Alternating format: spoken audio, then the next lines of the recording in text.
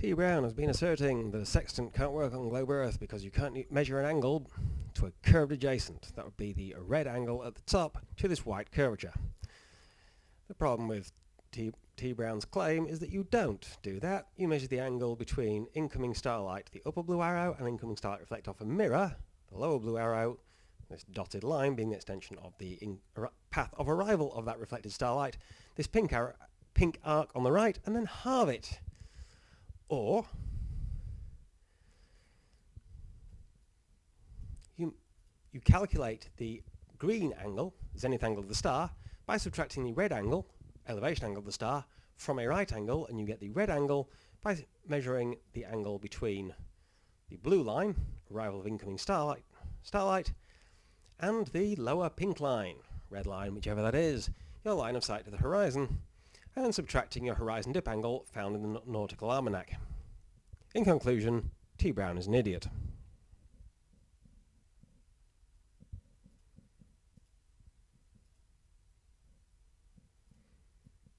Okay, longer version. In navigating using a sextant, one of the things you need to do occasionally is get a fix of your position on the Earth. To do this, you use a nautical almanac and an accurate clock and a few other things, and you use your sextant to measure the green angles. They're the same angle. What you want is the green angle at the centre of the Earth between the ground position of a star up here in the top right, where this thin blue line is hitting the white circle, and your position, top centre, in this diagram. Because the Earth is pretty tiny as viewed from any star, even our own, but especially any star that isn't our Sun, you can assume that incoming blue light is parallel. So that green angle between your zenith, the fat yellow line, and the incoming starlight, the fat blue line, is equal to the green angle at the centre of the Earth, this arc. If you know the angle in radians, you just multiply it by the radius of the Earth to get your distance from the ground position. The almanac tells you the ground position of the star.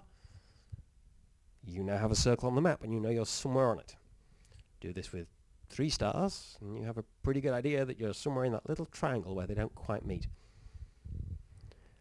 Except you don't generally use a sextant to measure the green angle, you actually use it to measure the elevation angle of the star, and then you just have to subtract that from 90 degrees. So this silly claim of notorious toddler slapper Nathan Oakley that T. Brown is parroting, "Polly want a curved adjacent," is that you can't measure that red angle between Earth's curved surface and incoming starlight.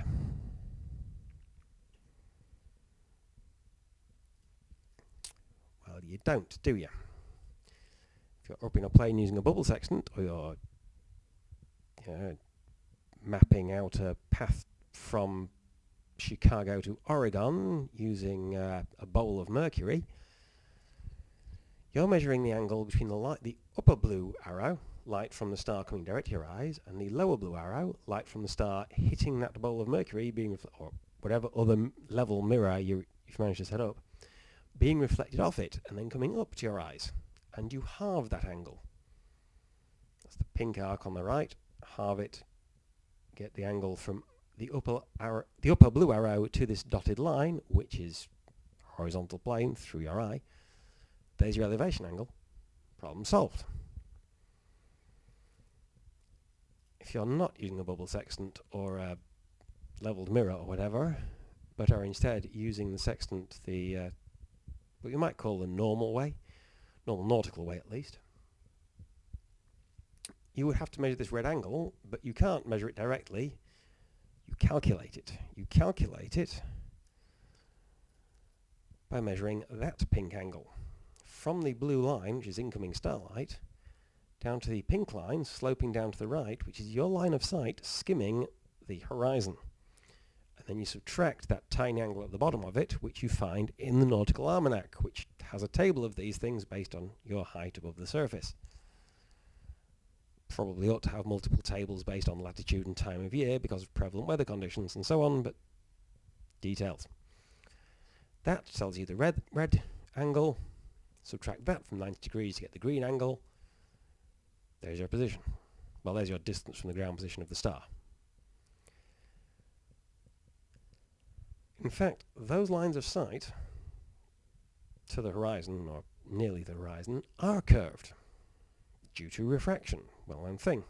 This is why you keep seeing flat earthers make these silly claims about you. If the Earth is a completely airless sphere with a radius of 3,959 miles, then from this distance, that 2,784-foot mountain should be completely hidden behind 2,793 feet of curvature. But I can see the top 10 feet of it, therefore Earth is clearly completely flat. Or refraction is a thing. Or Earth isn't perfectly spherical. Or you've upped the calculations. Or you're lying about where you were when you took the photograph. Where's the rest of the mountain? But yes, refraction is a thing. Here we have the assumed straight line, pink at the top. We have the dark blue line, which has a radius of 63,710 kilometers. And we have a pale blue line, which has a radius of 25,484 kilometers. Dark blue is 10 times the radius of the Earth, which would cause the Earth to have an apparent size 1/10 larger than its real size. Pale blue is 4 times the radius of the Earth, which would cause the Earth to have an apparent size 1/4 larger than its real size. So we have dark blue for a hot summer afternoon, pale blue for a cold winter morning. If temperatures go outside the range used to calculate those figures, don't be mucking around setting up a camera and photographing the horizon. Seek shelter.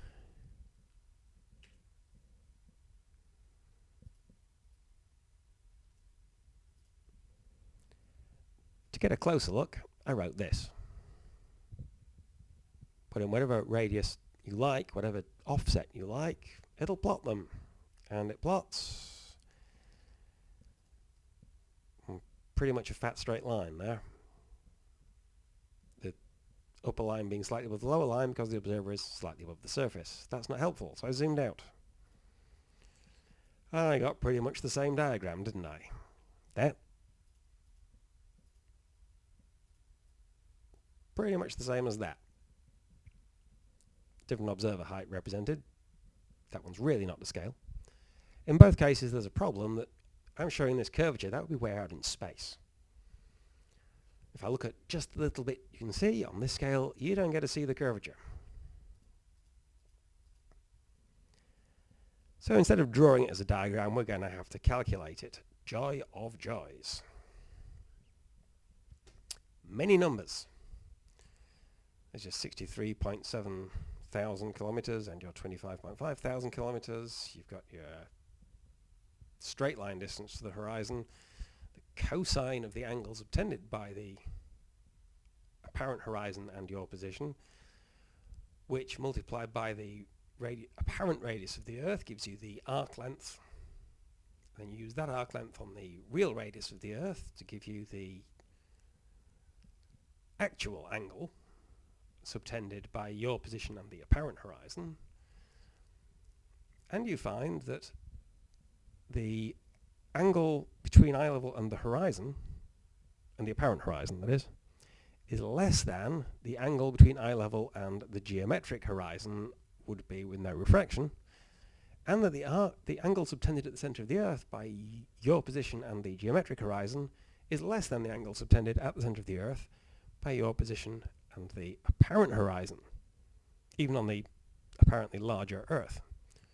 Larger angle multiplied by larger radius gives you even greater distance. So the apparent horizon is farther away, not no farther than, but farther away than the geometric horizon. And in a photograph, it appears higher. Well, in any view, photographed or not, it appears higher than the geometric horizon would without refraction. No surprises. But we were talking about a curved adjacent, weren't we? Oh, yes we were. Same calculations, alternative, the other amount of refraction. But we were talking about a curved adjacent, a curved line of sight. Oh no. The colour scheme, by the way, is called nauseating headache. It's provided for free in GIMP. I thought it was appropriate. There's also one called aneurysm, which would have been even more appropriate, but it wasn't as good a colour scheme. So you're worried about the line of sight being curved, are you? You're worried about the path taken by the incoming light being curved where exactly? On its way down to that first mirror? On its way from there to the second mirror? No, because there's a table in the book that accounts for that. So it must be that bit up across the bottom, where you have light from the star reflected off two mirrors, and light that just skimmed the apparent horizon, coming in side by side to the eyepiece. And they're both curved. Let's just ignore the fact they're both curved and pretend that the curvature is going to be a problem, and work out how much there is. Apparently there's 0 if you're sticking to 7 decimal places. If you go for 9 sig figs, you get 7.85 nanoradians. Or if you go with the other, the larger radius with lower refraction, 3.14 nanoradians. That's a very small angle. Very, very small angle. If you want to work out the drop across 20 centimetres of a circle with a I'm sorry, the drop at 20 centimetres on a circle with a radius of 63,710 kilometres, it's small. It's very small. It's in angstroms. I looked up 8 angstroms. Now bear in mind you're looking through the sextant with an eye, which gives you images based on which cells in the retina have been hit by photons. That is an 8 angstrom resolution image of a structure within a single cell. So it ain't going to cause light to hit the wrong cell in your retina, is it?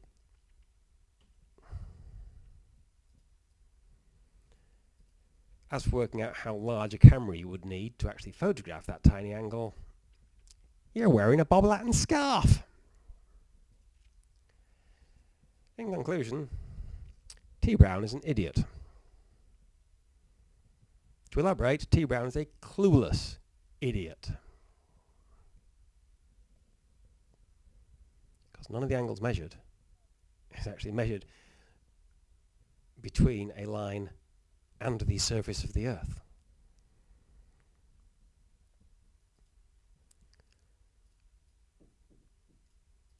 Here, just as a reminder, diagrams are not necessarily to scale.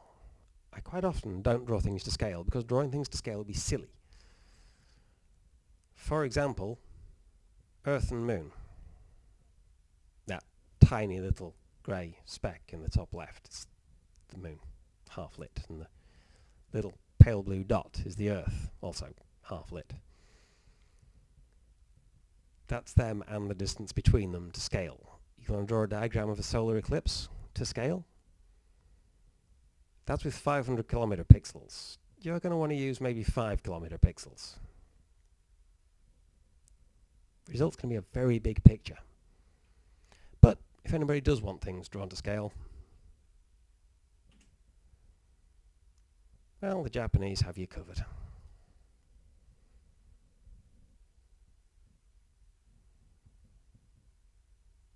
How thin the atmosphere is, the layer in which that refraction, that curvature of the line of sight is happening, it's just the lowest part of the atmosphere. How thin is it? Well, take a look at that pale blue line, top right, bottom left. That thin.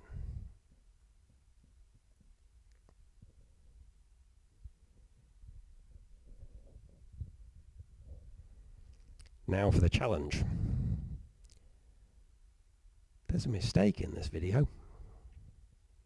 All you flirts who like to claim you know the globe model better than we do, point it out.